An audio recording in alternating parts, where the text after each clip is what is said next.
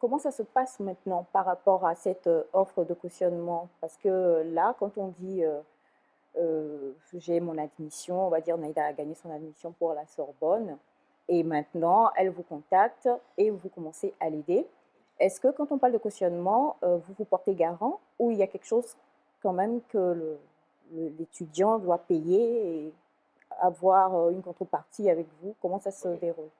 Alors, cette question de caution bancaire, ce qu'il faut noter, c'est que l'État français a fait une estimation de la somme minimale pour un étudiant, étranger ou français en tout cas, pour survivre en France pendant un mois. Et Mhm. cette somme est de 615 euros.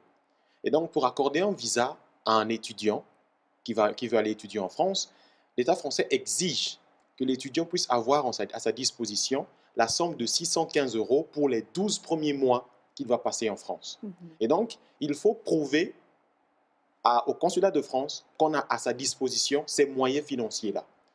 Crous, alors, est ce service qui permet à l'étudiant de cautionner cette somme et lui délivre un document qu'il va emmener au consulat. Le document va justifier justement que l'étudiant dispose de ses moyens financiers. Donc, avant tout, ce sont les moyens financiers de l'étudiant. La caution bancaire est constituée des 615 euros x 12, donc 7 380 euros, que l'étudiant a et qu'il va alors mettre dans un compte bloqué. Ce compte est bloqué par Crous et Crous s'engage alors chaque fin du mois, une fois que l'étudiant est en France, à lui reverser 615 euros 615 pendant les 12 mois. Et cela pour que non seulement les parents soient rassurés et que l'enfant a les moyens de vivre en France, mais surtout pour que les services consulaires soient sûrs que l'enfant va vraiment pour étudier et qu'une fois en France, rien ne va l'empêcher d'avoir les moyens nécessaires pour survivre. Mhm. Alors, le service de Crous est donc celui de cautionner cet argent, de mettre cet argent en banque et de le bloquer pour ensuite le reverser à l'étudiant chaque mois.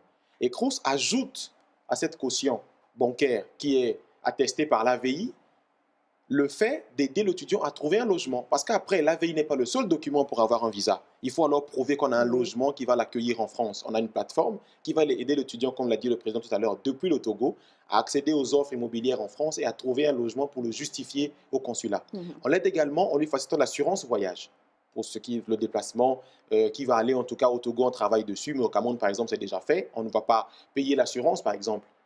Alors, en plus de cela, comme l'a dit également le président, payer le billet d'avion à plus de 400 000 francs, juste après avoir fait une caution de 7 380 euros, c'est quand même lourd, alors qu'il y a un voyage à préparer. Et donc, nous aidons l'étudiant en lui payant, en achetant le billet d'avion pour l'étudiant, et il le rembourse en 10 mensualités. Ce qui fait que la somme globale du billet d'avion, plutôt que de la dépenser, du coup, il peut alors s'en servir pour préparer son voyage pour la France. Voilà les services qu'offre Crous dans les pays auxquels il est implanté.